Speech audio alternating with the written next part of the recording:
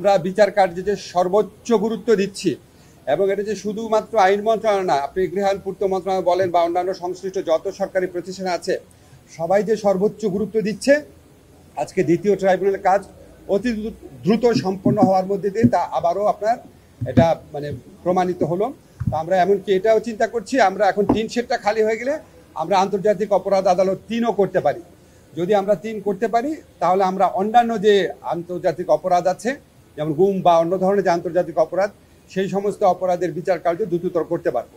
তো আমরা শুধু এইটুকু বলে আমি শেষ করছি যে আমাদের টিম, আমাদের তদন্ত টিম আছে, আমাদের প্রসিকিউশন টিম আছে, আমাদের বিচারকরা আছে, ওনারা রাউন্ড দ্য ক্লক কাজ করছেন, প্রচণ্ড আপনার ডেডিকেশন পরিশ্রম নিয়ে কাজ করছেন এবং এটা সম্পন্ন করার ক্ষেত্রে গৃহায়ণ এবং পূর্ত মন্ত্রণালয়ের মাননীয় উপদেষ্টা এবং অন্যান্য সিনিয়র কর্মকর্তাবৃন্দ, সচিব, ওনারা আমাদেরকে অকুণ্ঠ সহযোগিতা করছেন।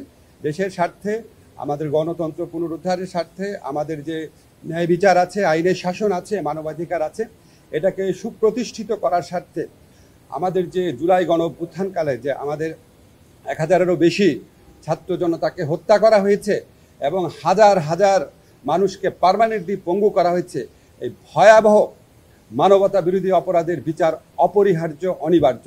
সেই বিচার করার লক্ষ্যে প্রথম থেকে আমরা অবিচল আছি এবং বিচারের যে গতি আছে সেটা আমরা যথেষ্ট সন্তুষ্ট আছি।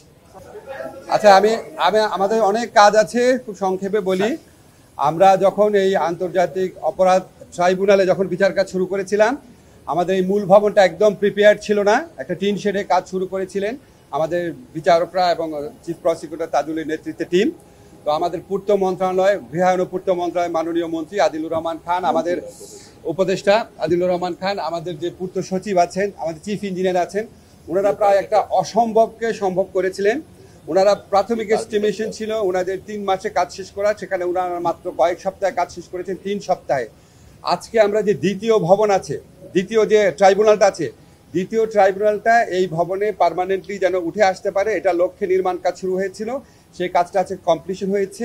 সেকেন্ড ট্রাইব্যুনাল অলরেডি কাজ করছে টিন শেডে, এটা আগামীকাল থেকেই আর কয়েকদিনের মধ্যে মূল ভবনে চলে আসবে।